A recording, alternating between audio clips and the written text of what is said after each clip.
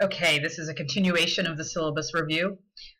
Moving forward to course evaluation, in this section of the syllabus, you will see how participation, quizzes, and the different assignments are weighted in terms of your final grade, as well as due dates, and how the grading, the points relate to or correspond to your overall grade for the course.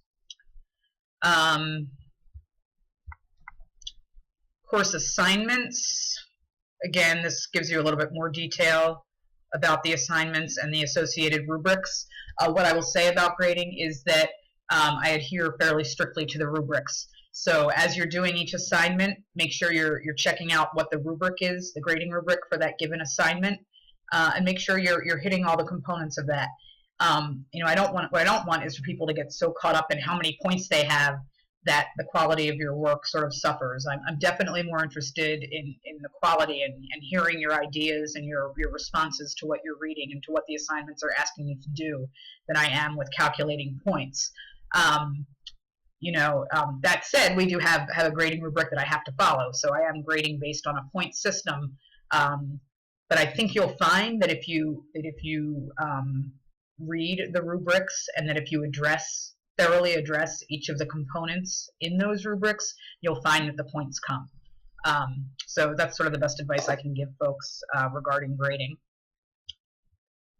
And final section of the syllabus is the course schedule, which again, this is a great way to sort of at a glance see what the assignments are for each week.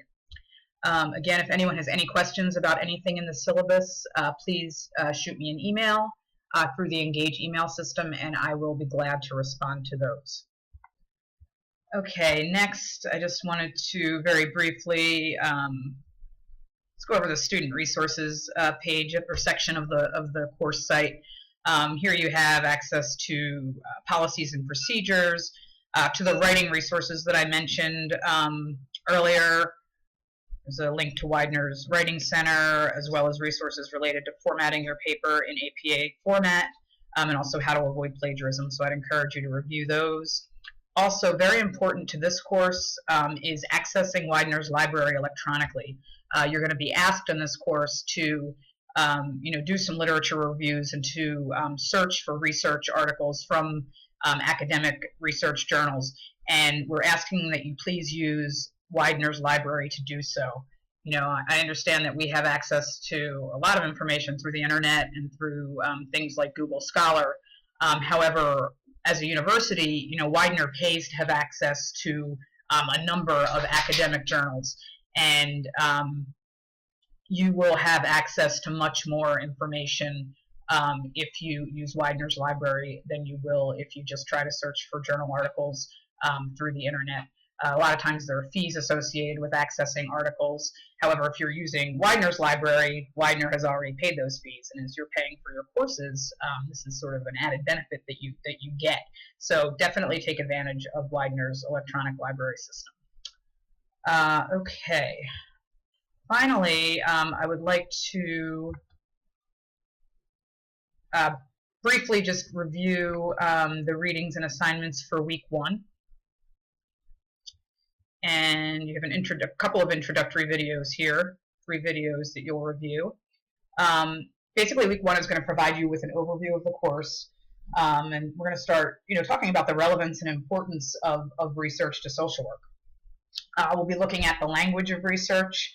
As I said, a lot of times with research, we're finding that words that we thought we knew what they meant have an entirely different meaning. So this week we'll sort of introduce you to the language as well as the philosophy behind research. We'll also be talking about what is meant by evidence-based practice. So our objectives and readings this week are here. Be reading 3 chapters in the textbook. Again, as I said, the textbook's very concise, so don't be too intimidated by the fact that it's 3 chapters. They go fairly quickly. You will also be asked to review a couple of websites and be prepared to discuss what you read there. In addition to the 3 videos at the top of the page, you also have an overview here of research. as well as a podcast that addresses evidence-based practice in social work, which is a really, I thought, engaging podcast. So I think it's something that you'll find very useful. In terms of assignments, this week you have a syllabus quiz that is pretty straightforward and self-explanatory that does count toward the grade. You also are going to be asked to complete the National Institute of Health's training course certificate online. And you will watch a video that will talk about human subjects protection in social science research. So this is about how we protect individuals who are participating in research studies. And as social workers, and if we think about our social work code of ethics, this is a really important piece of research and something that very much is aligned with our code of ethics, how we're protecting those who are participating in research.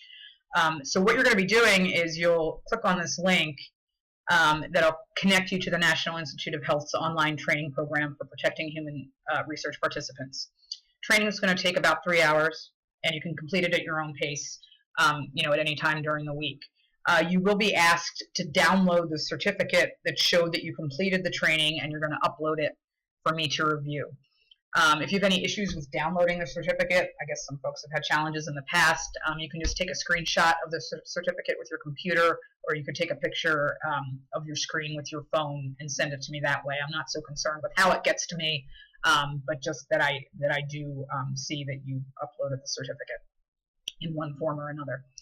If there's any questions about this assignment, please feel free to post in the Ask the Instructor forum or to email me. And you also have 2 discussion posts. Again, discussion posts are typically due on Thursday evenings at 11:59 p.m. and then your responses to your classmates' posts are due Sunday night at 11:59 p.m. And again, I think these are both fairly self-explanatory. They count towards your grade. If you have any questions about those, please feel free to ask. Finally, the last thing I wanted to talk about is this forming dyads for the quantitative or qualitative dyad presentation. And if you go back to where the assignments for the entire course are listed, you'll see that in week 6 there is a presentation due. And this is going to be a presentation that you work on with a partner, or in some cases, if we have an odd number of students, we may have one group that has 3 people in it. But this is a presentation that you're going to be working on throughout the semester. And this will give you an overview of that assignment.